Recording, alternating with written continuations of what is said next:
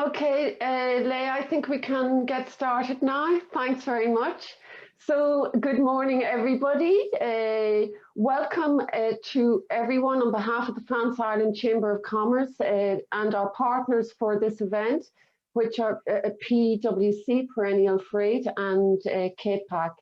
So, we are going to talk today about Brexit. Brexit has happened. What now? That is the big question. This is a very timely and pertinent topic that is of great interest to many people, and I'd like to welcome the 100+ participants today, are members of the France Ireland Chamber of Commerce. I do know also we have a lot of representatives from the French Embassy, very welcome today, members of Network Ireland, and also participants from France through our network of French chambers abroad, and also members from other French chambers outside of France. So you're all very welcome. And today I would just like to remind you that at the bottom of your screen, you will see that there is a chat button. And at the end of the panel discussion, there will be a possibility for us to answer specific questions from our participants. So please just write those questions in the chat button and we will do our best to answer them at the end of the session. And I'm very happy to introduce our moderator for today, who is Mary Honohan of PwC. And Mary is an experienced partner in the Foreign Direct Investment practice of PwC in Dublin, Ireland. And Mary has over 25 years experience of advising French, US, UK and other MNCs investing in Ireland on a range of tax and related matters. So Mary, thank you very much. I know you've also been the president of the Irish Tax Institute in 2015. And Mary is also a director on the Council of the France Ireland Chamber of Commerce and a very active member. She is part of the executive team who are a great support to the development of the Chamber. So Mary, thank you for joining us, and I'm going to pass it over to you to introduce the topic and also our panel today. Thank you. Thank you, Fiona, and good morning, everyone. I am delighted to chair our first webinar for 2021, which we're calling, as Fiona said, What Now After Brexit. We have all seen the media commentary on the frustration and delays for hauliers and businesses, large empty spaces in our supermarkets, and media commentary on taxes and VAT for online shopping from the UK.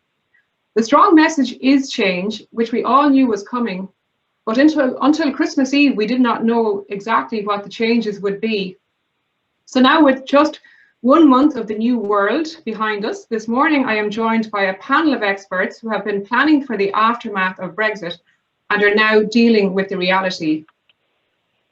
We are joined by Chris Smyth, who is Commercial Director of Perennial Freight, based close to Rosslare Europort, Luke Egan, who is Head of Logistics at Kepak's Meat Division, and my colleague John O'Loughlin, who leads the PwC Customs and Trade Group. So I'll start by giving just a little bit of a recap on the background, and my first question is to John. John, before we dive into some of the issues we've all been reading about in the media, can we step back for a moment to Christmas Eve and to the trade and cooperation agreement signed between the EU and the UK? Can you provide us with an overview of the agreement in terms of the key issues that relate to Ireland and what it means for businesses from an international trading perspective? Thanks, Mary, and good morning to everybody. Hope you're all well. I suppose as many sat down on Christmas Eve to plan for Christmas and the festivities that were about to unfold, and everybody taking a well-deserved break, the TCA landed like a lump of coal for those of us that have been bold. And really, what we did in the period afterwards is try to understand and try to make some element of sense of that trade agreement. The TCA, as it's known, takes the form of a free trade agreement, and as published on the 24th of December, is a fairly comprehensive document making up about 1,400 pages. And I'm probably one of the few that have that document in front of me. And it's quite a long and unwieldy document. And it's something that I suppose we're trying to, still get to grips with, still trying to understand what it means for business, because it contains a number of key elements, which I'll talk about in a moment. From a practical perspective, that agreement was published on the 24th, and the EU Council gave that document provisional effect on the 29th. So it's still not yet ratified by the EU institutions, albeit it is expected to be fully ratified by the end of February. The key elements of the agreement, and one of the main areas that we're going to talk about today, is trade. And what the document says and what it provided for and what the commentators really publicised in the days that followed was zero tariffs and quotas for the trading of goods between the UK and the EU. And for anybody to look at that narrative and to look at that headline, that seems really, really positive, that it provides for that 0% customs duty. However, the devil is in the detail, and I think we've seen over the last kind of month or so that there's a lot more to be stated and a lot more detail, I suppose, to come out. And we'll talk about how zero tariffs don't apply in every single instance. You'll see there my little son paying a cameo visit to the session, so I apologise for that. So we'll talk about the zero tariffs in a moment. In addition, it also provides governance in terms of how the EU and the UK institutions are going to collaborate together over the next, over the I suppose, period and lifetime of the TCA. And governance was a big issue, I suppose, in the lead up to Brexit. And no fewer than 20 separate committees have been now set up to agree, or to for the two governments, the EU and the UK, to collaborate and to agree how both countries trade with each other into the future. So very much our two economies are going to continue to be aligned through the initiation of these committees. It also deals with level playing field and the whole area around subsidies and state aid. And for particularly companies now that are trading in multiple jurisdictions in between the EU, perhaps Northern Ireland and the EU, you're now dealing with multiple different regimes. The EU, the local national legislation, the UK, and even Northern Ireland having its own regime for state aid. So it's creating this, I suppose, let's say, broader perspective that companies now are going to need to kind of deal with. It deals with fisheries, and again, another kind of fairly contentious issue, deals with security issues, deals with the EU programs like Horizon Europe and the whole, I suppose, position in terms of how the EU and the UK are going to fund research projects down through the years.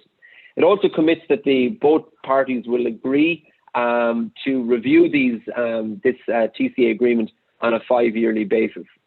Now, if we take a step back, what does this agreement do? I suppose the EU and the UK have probably paid a heavy price for speed, because the document as published on the 24th hasn't left a whole lot of time for companies to actually align and understand what this means. And actually, I would say still, and probably for some time, companies will be still trying to understand the nuances of each element and each provision within the TCA. The EU and the UK have compromised as well in terms of the content. It's not a win-win for both situations, and compromises kind of come in two forms. Basically, the EU has compromised on a number of aspects. Why have they compromised? Because they want to maintain the integrity of the European Union. They want to show all other remaining 27 member states that life within the single market and the customs union is better than life outside of it. The UK have also done the same. They've compromised in a number of situations, and they've compromised to ensure that they have absolute autonomy over their rules and how they're going to trade with third countries into the future as well. So very, I would say, very broad in detail, but very skinny in depth is probably a good way of describing the TCA.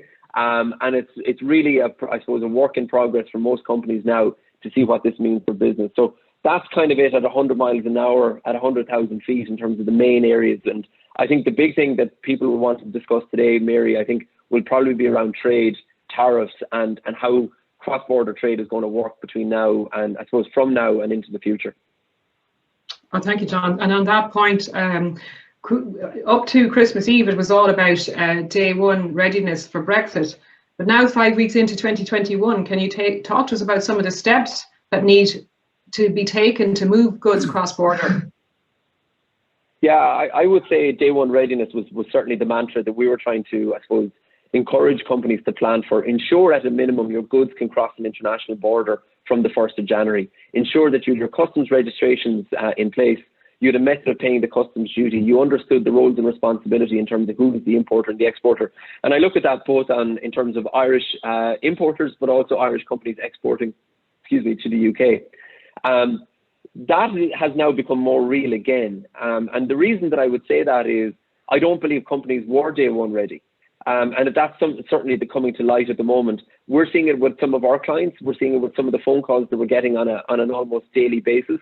We're seeing it in the press. We're seeing it in terms of commentary from Irish Revenue, from HMRC, from the freight companies, that companies are not day one ready. They don't have the right EORI number or NEORI number. They don't have a method of paying the customs duty. They don't have the documentation. They don't understand that there's a requirement to lodge or apply for a PPN. They don't understand that lead times now are going to become more important. They don't understand that when goods are imported, that not only do you have customs requirements that you need to deal with, but you have those what we call OGAs, other governmental agencies, that have an interest in stopping inspecting the goods, like the HSE or the Department of Agriculture. And it's a lot of these issues that are causing delays. Absolutely, there's delays caused by revenue at the port. Systems haven't been, I suppose, working to the way that they should have been. There have been crashes, there have been failures, there have been inspections. But certainly companies need to look at themselves. Have they been as well prepared as needs be? So I would say day one readiness will continue. I would encourage companies to reassess whether they believe that they are day one ready. And I know Chris will talk about kind of the freight aspect in a couple of moments. Freight volumes are down generally in terms of goods moving through Irish ports.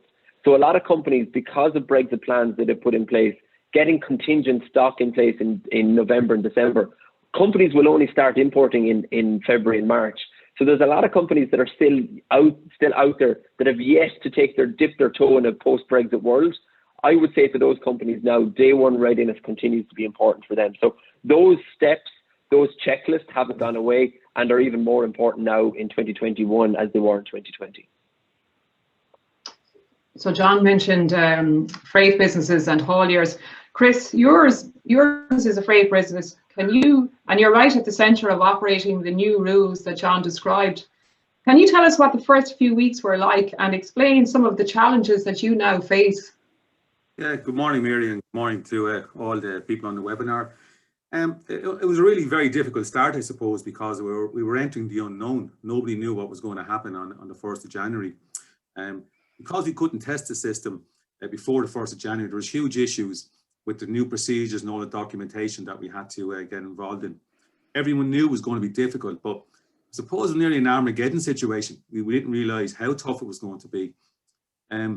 Most importers, as John said, had stockpiled product before Christmas, so there was plenty of volume in the shops and in the warehouses before January, so that kind of eased the pressure a little bit on the business, gave us a bit of a soft start. Volumes to the UK, they fell off a cliff. They basically fell off a cliff. There was no exports, no imports. You know, there was trailers stuck at ports for 3 to 4 days. They couldn't ship in or out because of customs procedures. It was actually much easier to ship loads from Ireland to the UK because there was a very relaxed approach within the UK, the HMRC. You know, it was more or less drive on. But if you were importing from the UK back to Ireland, you were now entering the European Union. So it was a different kettle of fish completely. Procedures, documentation had to be adhered to rigidly. There was no give on this. There were stories of fruit and veg being stuck at ports for numbers and numbers of days, couldn't be cleared. And then when they did end up in Ireland, the fruit had gone off or been rotten or the sell-by date had gone. And this is part of the reason why you saw some of the shelves in the supermarkets empty, because product was very slow coming through or it just wasn't coming through at all. In our business, you know, we in transport logistics, we always plan deliveries for the next day or a couple of days away. But the big thing for us was from the 1st of January, we didn't know until that trailer or that ship came around Tusker Rock, was that load going to be able to be customs cleared or not? So that had huge implications from a logistics point of view, because we were planning deliveries, but they may not deliver because they were red routed. There was a problem with them. So that meant you couldn't deliver them and then you couldn't do a collection as well. There was also a lot of huge anxiety within the industry because, you know, it was brand new. Nobody'd seen this before. I mean, I remember customs clearance back in the early 90s, but most of the people now in transport and in business, you know, a lot of them, you know, weren't even born then. So it was completely new to everybody. A lot of customs agents who had gone looking for business had gone out and they'd upskilled and upstaffed and so forth. But even then, they didn't have the experience and knowledge. There was a huge vacuum there. within Perennial Freight, we'd opened up a brand new business in Dublin called Perennial Fresh, which was dedicated to temperature control, logistics, and also to do customs clearance. And we had some very experienced staff within that business. However, the new procedures and the new, policies and so forth that were needed to be done were completely different. We'd never seen some of this stuff before. Security declarations, PBNs, TSSs. These had never been seen, so and we couldn't test them before the 1st of January. So it really was difficult. I mean, I gave the analogy to a few times. It was easier to clear a container load of pineapples from Costa Rica than it was to clear a full load of toilet roll from Cardiff. It was that difficult because of the new procedures. To ease the congestion at the port, then Revenue, I suppose, had to make a few changes, and they brought in a thing, kind of a dummy PBN within a few days. But that actually generated more problems because this dummy PBN meant everybody could ship loads of traffic into Ireland, not worry about clearing it and drive on. But the problem is you have to retrospectively go back now and customs clear all those loads. So there was a lot of anxiety, a lot of people scrambling to get loads in, a lot of people very, very concerned, and customs agents weren't able to cope with the volume of work that they had to do. I mean, and I suppose one of the problems we had was Revenue were out there saying they were right, people weren't prepared. But I think it was a mix of everything. As John said there, I think customers weren't prepared.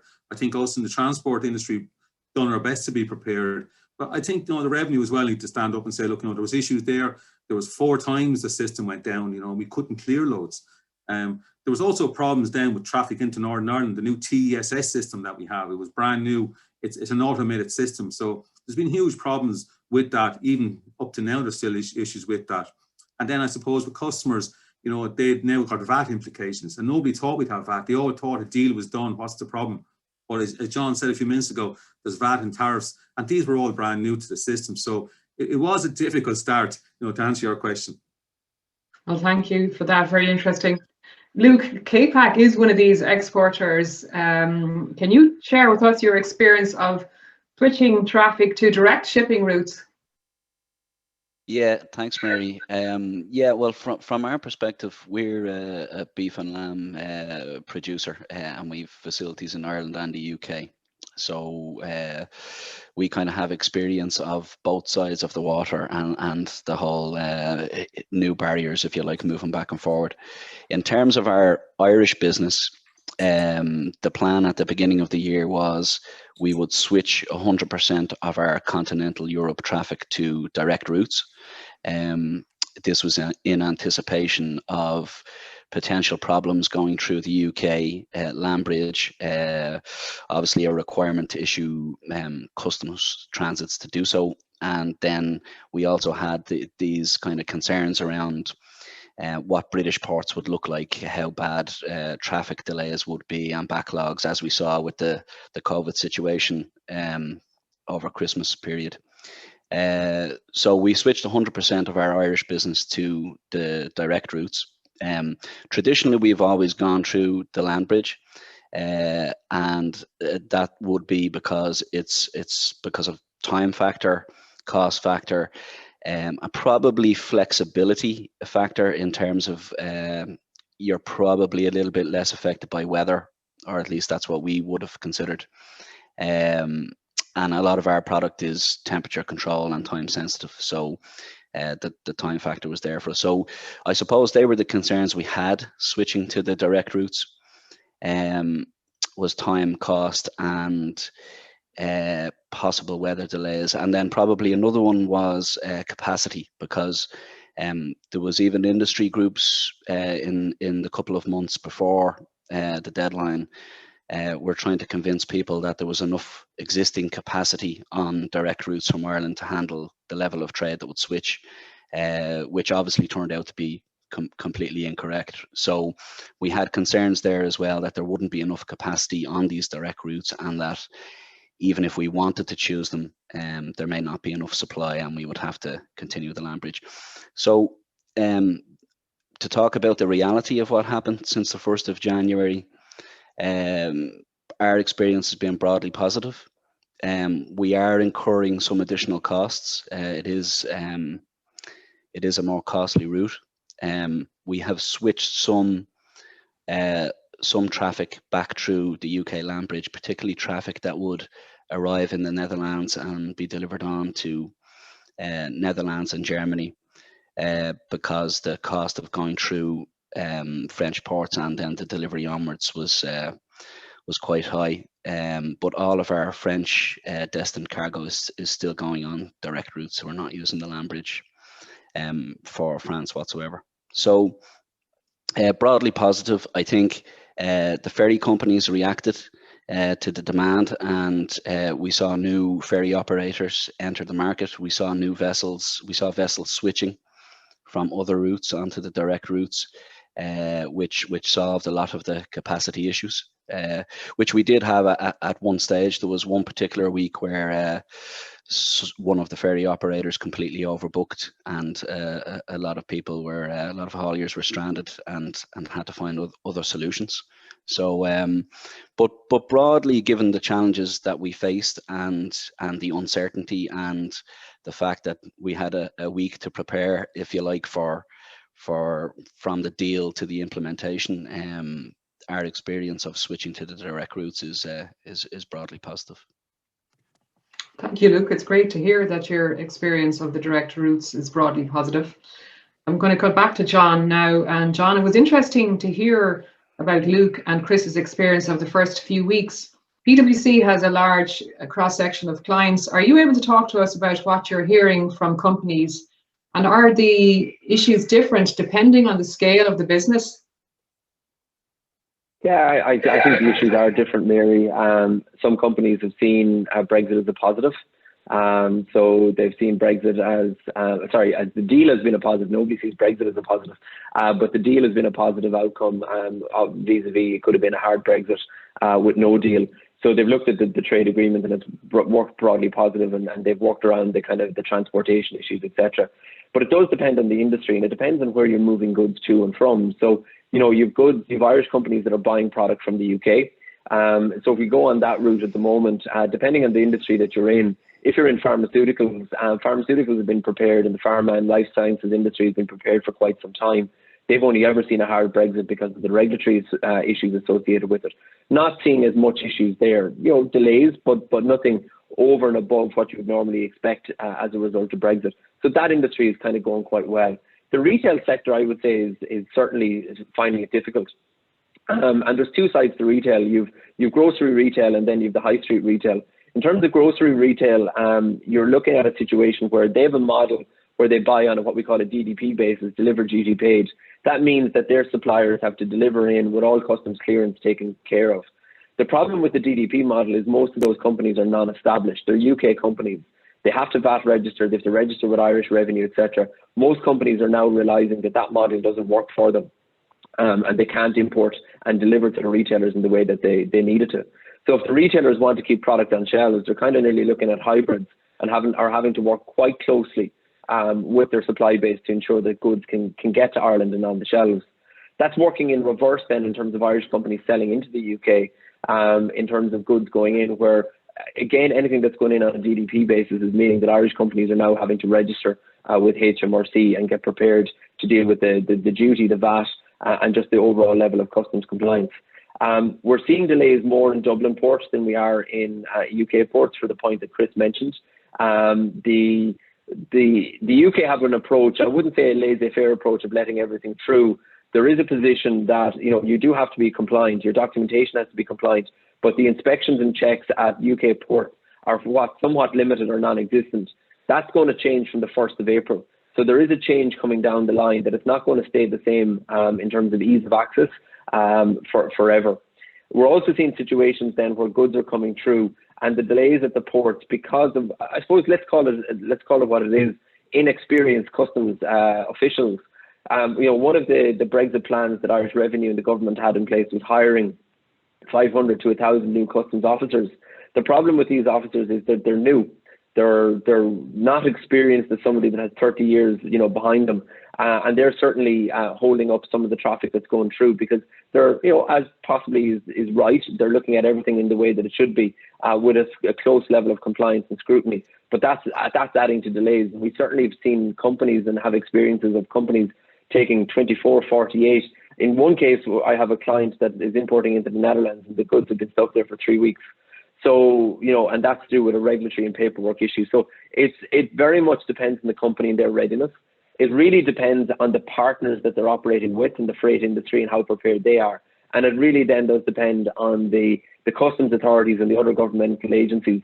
So this is a partnership model of the highest order. You know, one break in that partnership is really going to end up in a delay, or is going to result in goods not moving in the manner in which it should. So back to the day one readiness bit, you have to ensure end to end that a company has taken all the appropriate steps to make sure not only themselves but their partners are as ready as they can be in terms of getting goods to market. Thank you, John. And linking back again to day one readiness, Luke, listening to you, it's clear that Kepak put a lot of work into preparing for trading post-Brexit. Can you talk about your experience of training a large group of staff on customs declarations for movements involving the UK?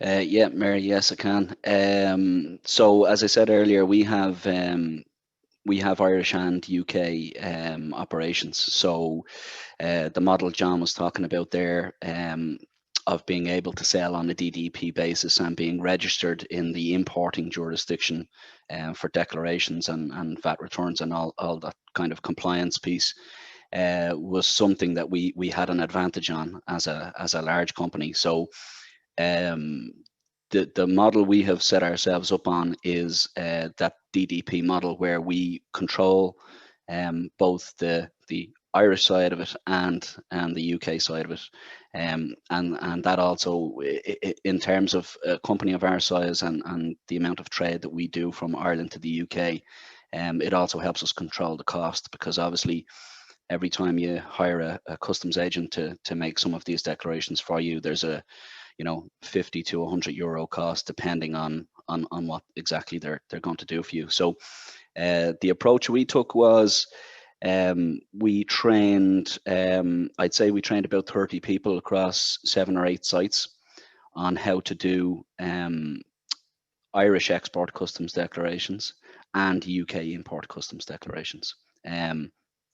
We hired in custom software, and that's how we're making those declarations. So we actually did this training in 2019 before the previous Brexit deadline, and then we refreshed it again in 2020. And then the approach we took then was, we kind of, for the month of December 2020, we did parallel testing of our actual shipments and making all of the declarations on a test system, just to try and prepare. So I think we did as much as we could do in terms of preparation. It's gone relatively smoothly for us.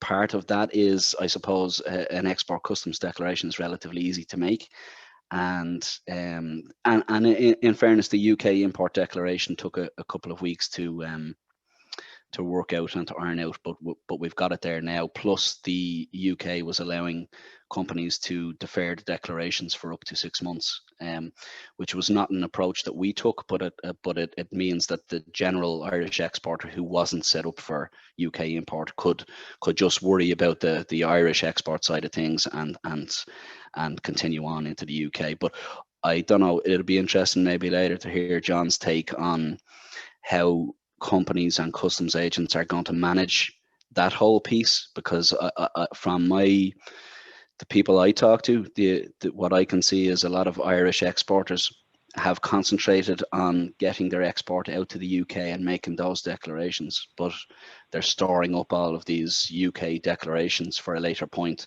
which I think is going to become a problem for those companies down the line when they get into DAP and DDP and what they have actually agreed with their trading partners. They probably haven't faced up to a lot of those issues because they were allowed to defer the declarations. If I can just say one more thing, John referenced it a couple of times there, was about trader readiness, and I think it is a key point. But the one thing we can, I have a lot of sympathy for SMEs who are struggling with these things, because even with our own suppliers and customers, the level of knowledge or education that we see out there is very limited.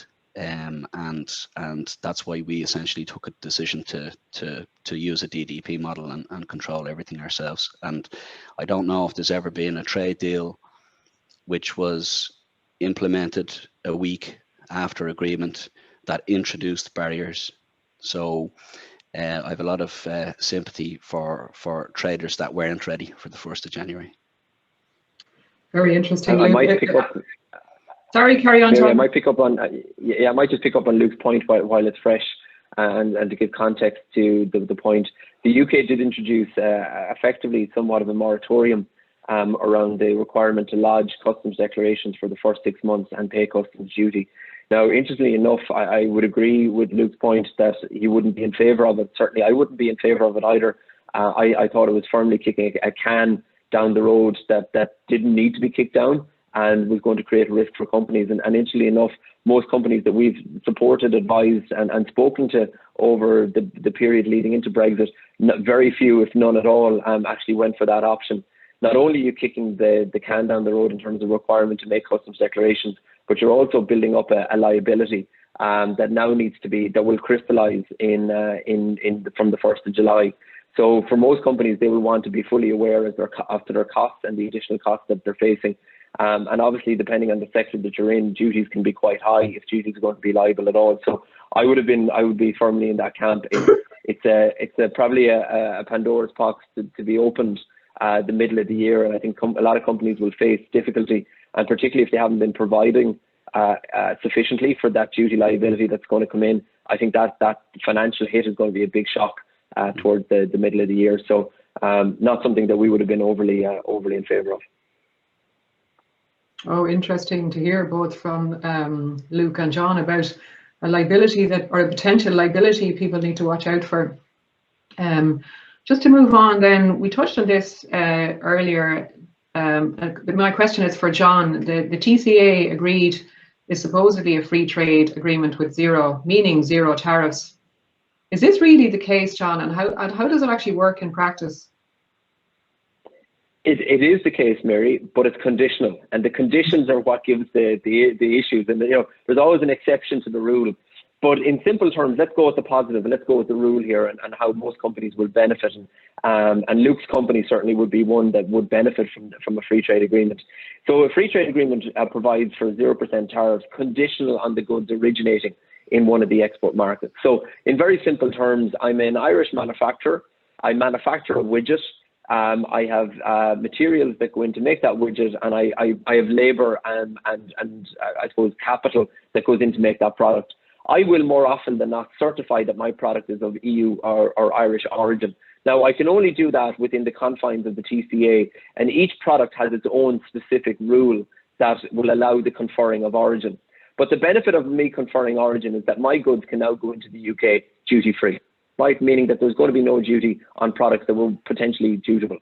Similarly, that exists for UK products manufactured. So let's call it Sheffield steel, manufactured in Sheffield, undergoes a specific process, imported into Ireland. Again, the UK supplier will confer origin on his products in line with the TCA. They will provide an origin statement on the invoice, and when the customs broker picks those up and declares them to Irish revenue, 0% duties apply. Now, what's important here to remember is just because goods are consigned from one jurisdiction to another doesn't mean that they automatically apply. So just because they're shipped from one jurisdiction to another doesn't mean that they originate. It comes down to the processing and manufacturing of those products. That's what will determine whether those goods originate. And more often than not, you're actually into reviewing bills of material and the constituent parts that make it up and the processing activity that's undertaken.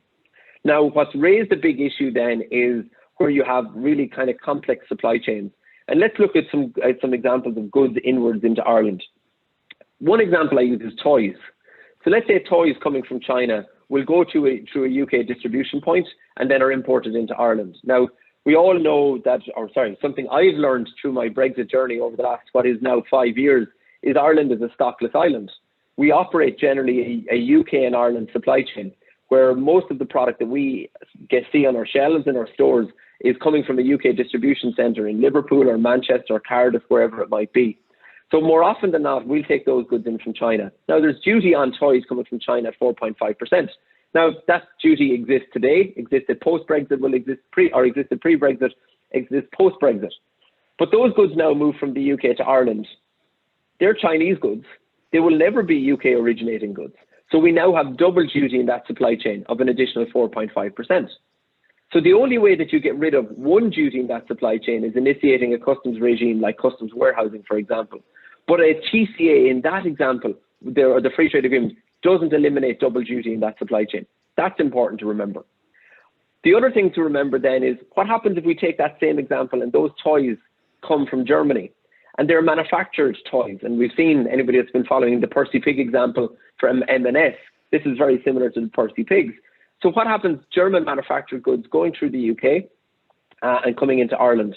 Well, that first movement of goods from Germany to the UK, provided the German manufacturer supplier can provide a statement of origin that the goods originate under the TCA, they will move into the UK duty free.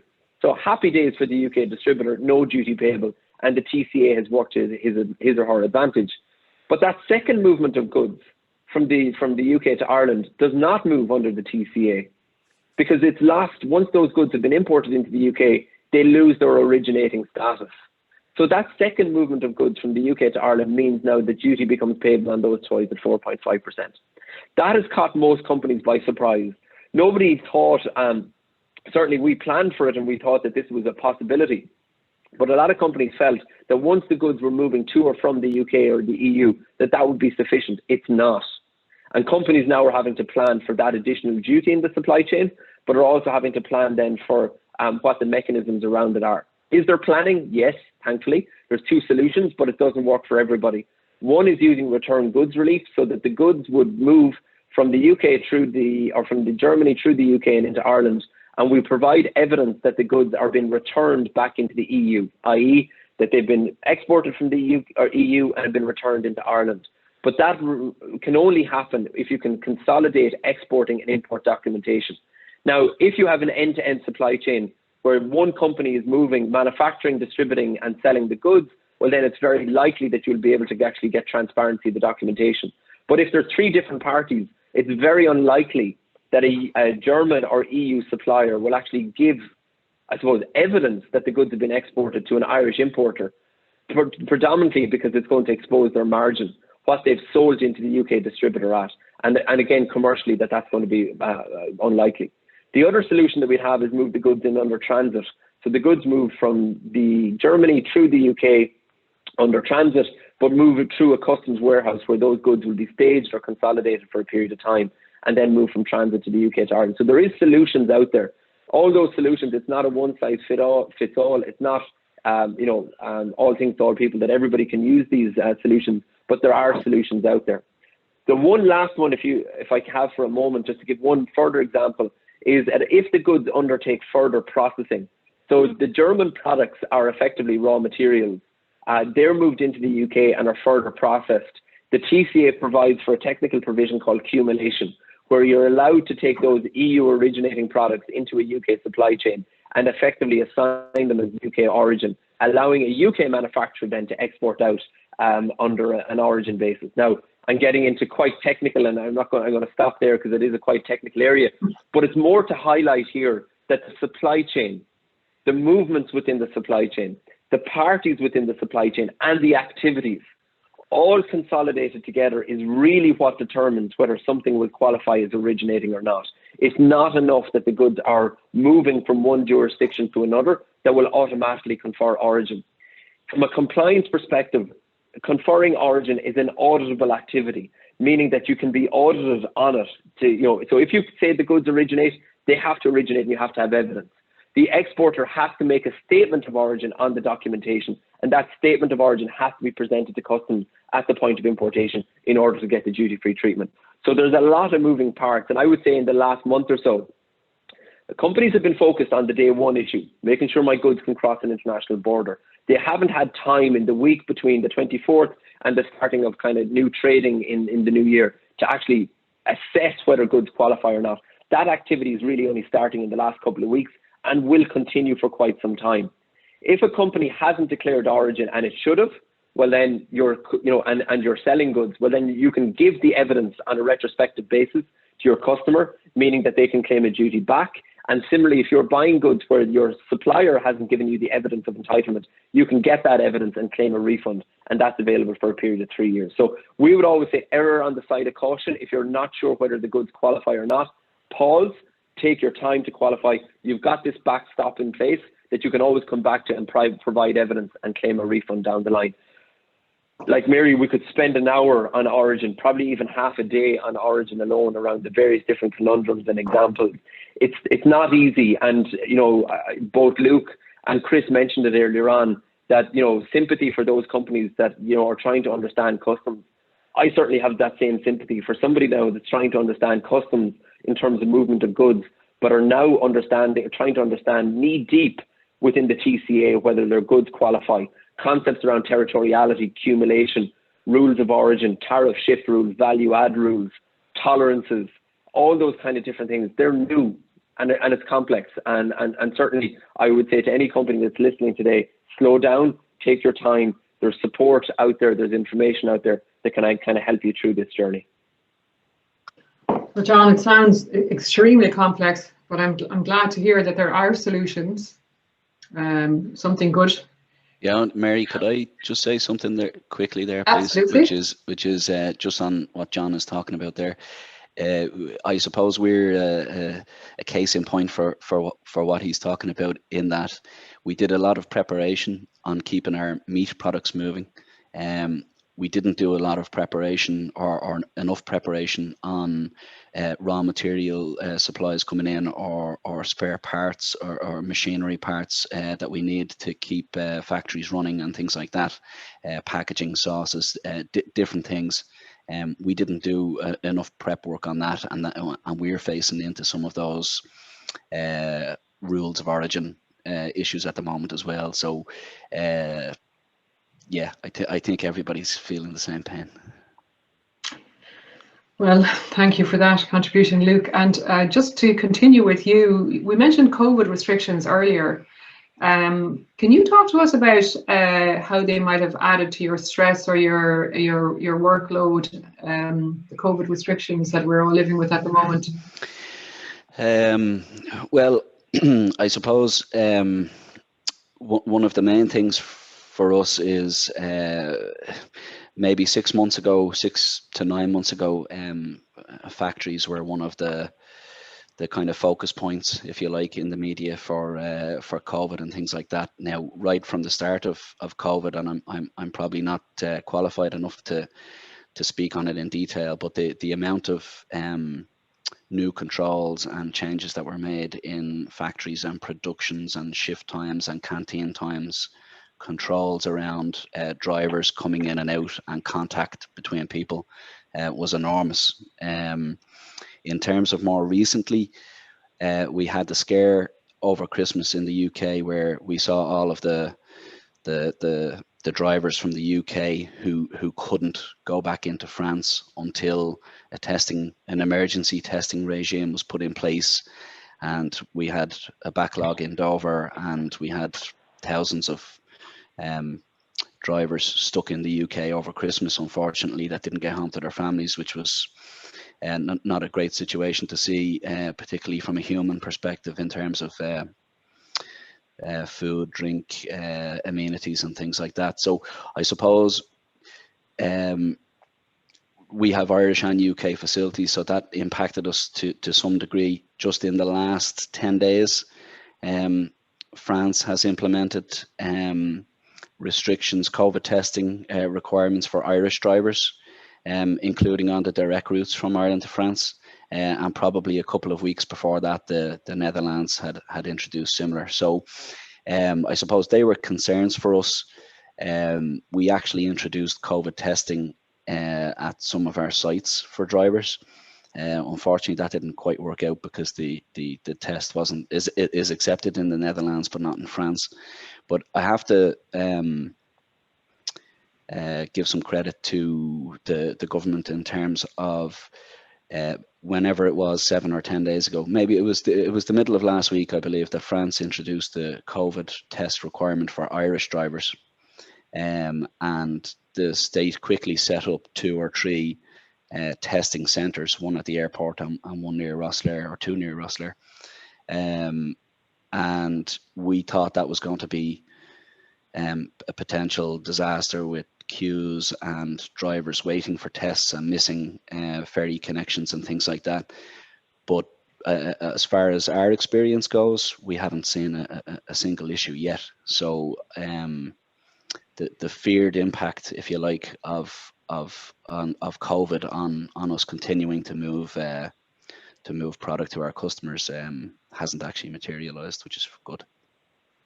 It's good to have something positive. Thank you, Luke. So back to Chris then. Chris, have the new direct ferry services benefited your business? Yeah, certainly, Mary. Absolutely. I mean, there's been a huge reaction by the ferry companies. Massive load of capacity has come onto all the routes now.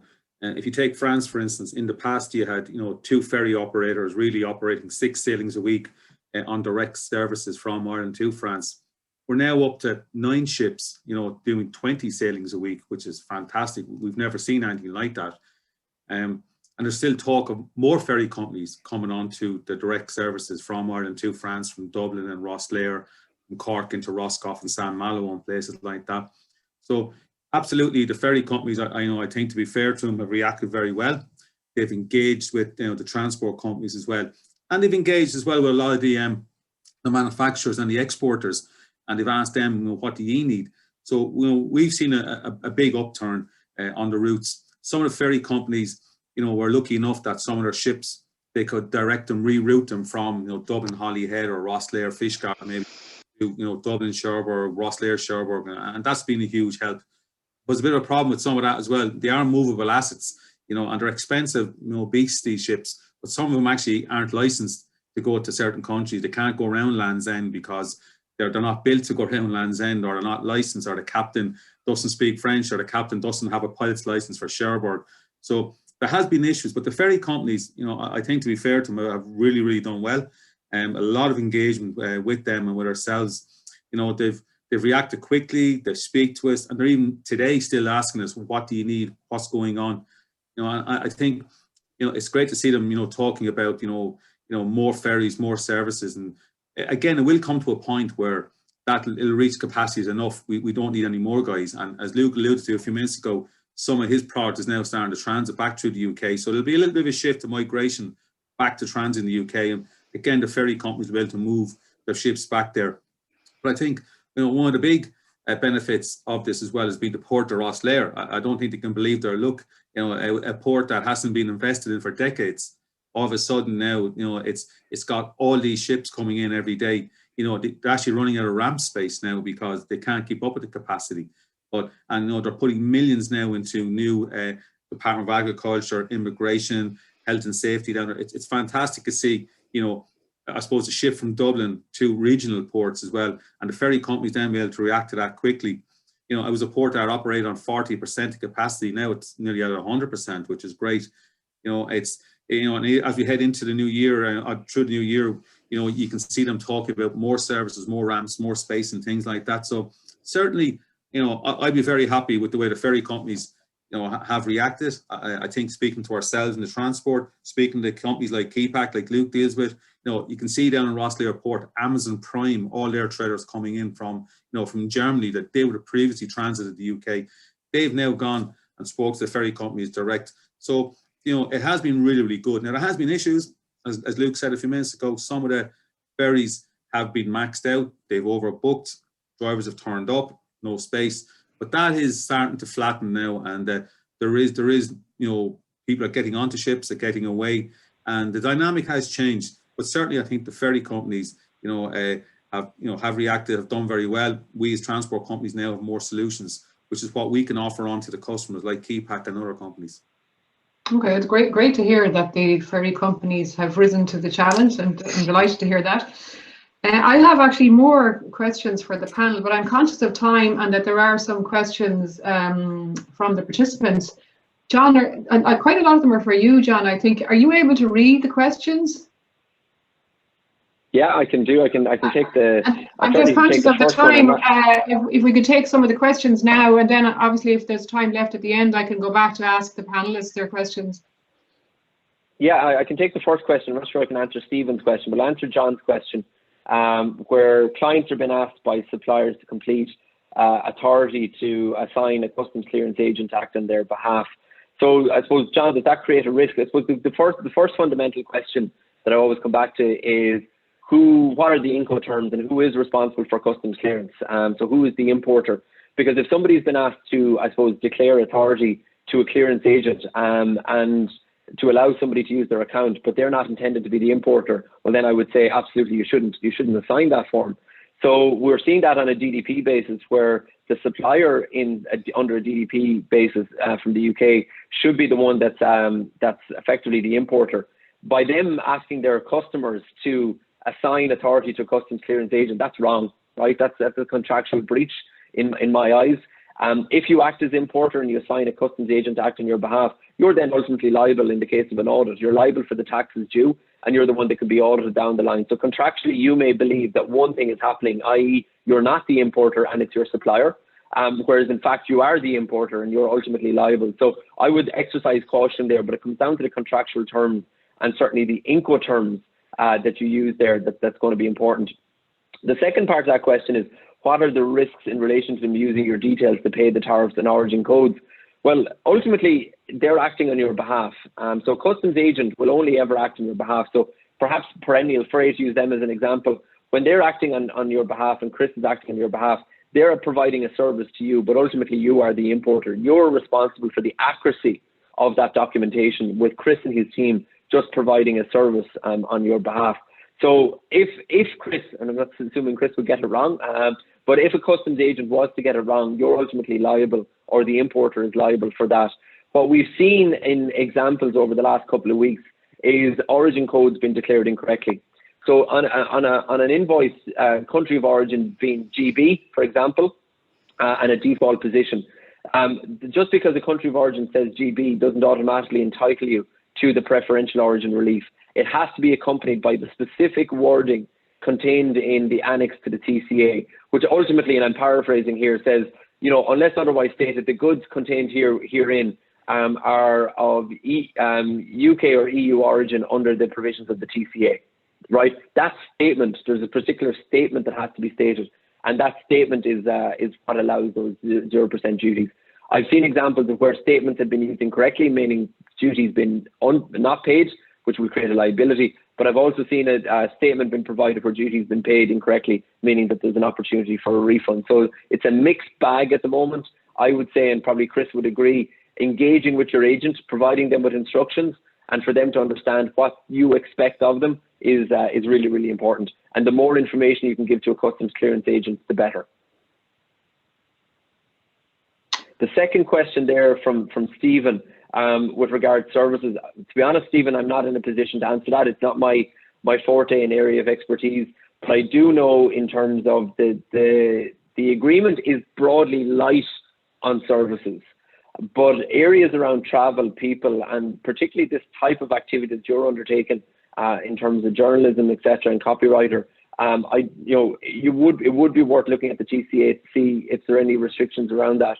Now, we do have obviously common travel between the UK and the EU, which is a positive for the movement of people. But in terms of the particular service you're providing into the market, I'm not necessarily sure. You would need to look at two areas that I think are really, really important. One is around data protection and how you manage that. And the second is just around you as an individual and what services you can provide. And finally is VAT and how you manage the VAT associated with that service.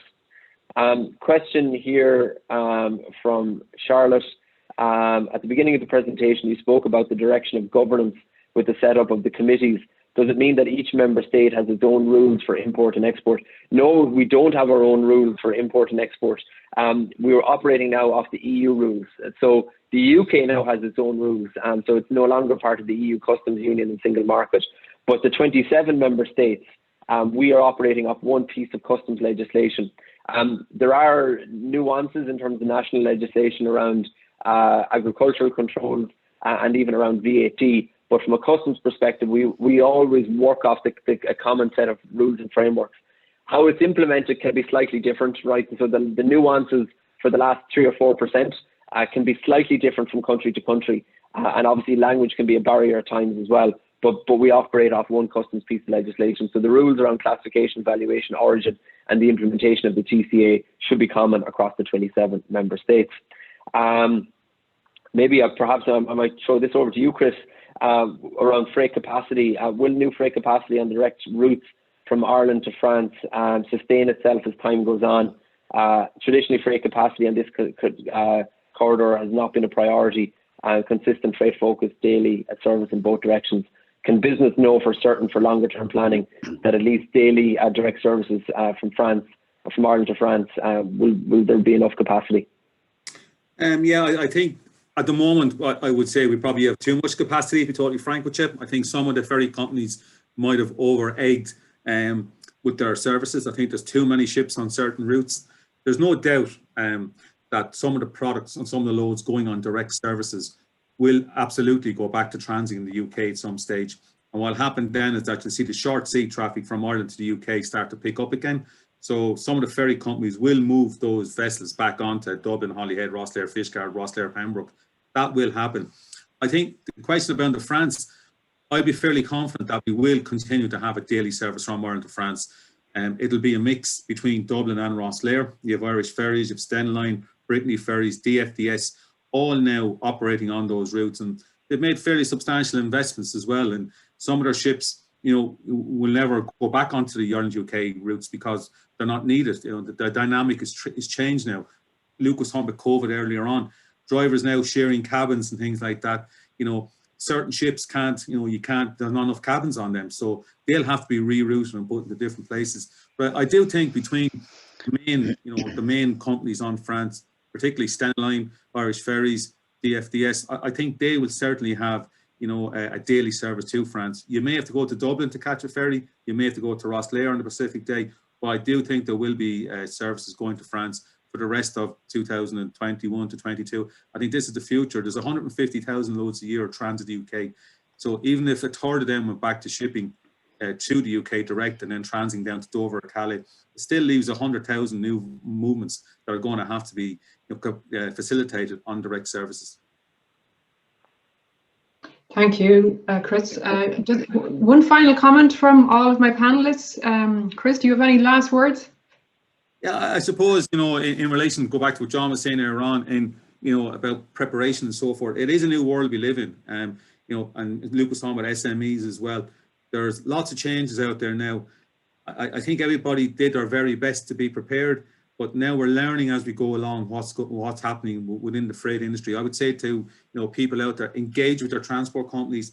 Tell them what you're looking for, and look at the VAT implications on goods coming in from the UK and from third countries as well.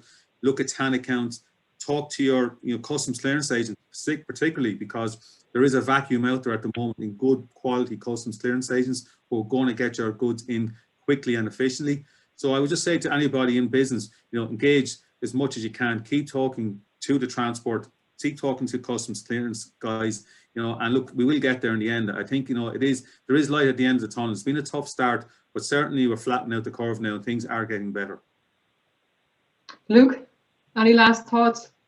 Yeah, no, what John and Chris have outlined already is 100% correct. Even if there's currently deferments or easements for certain things, don't use that as an excuse to delay. Go and find the right customs agents, map out your Incoterms with your trading partners, understand exactly what products you trade, whether the origin is genuinely UK or not, if you're trading in from the UK and things like that. I think you have to do all of those things now, otherwise you're storing up a problem for later. And I just hope when it comes to the end, if you like, of these periods, these implementation periods, hopefully the tax authorities in the various jurisdictions don't penalise SMEs too heavy for errors that are being made, in the first quarter of this year. Thank you, Luke. John, any final words of wisdom for us all? Yeah, I think Brexit's here to stay. Brexit's not going away. We've a new normal now. Everybody needs to realise that it's not going to be the same. Trade with the UK will never be the same again. It comes with complexity, it comes with costs, it comes with additional compliance, it comes with frustration, all those things that we kind of talked about today, but it's here to stay. I would have been advising my clients for the last 4 years around day one readiness. That hasn't changed. I continue to believe that day one readiness steps are absolutely key.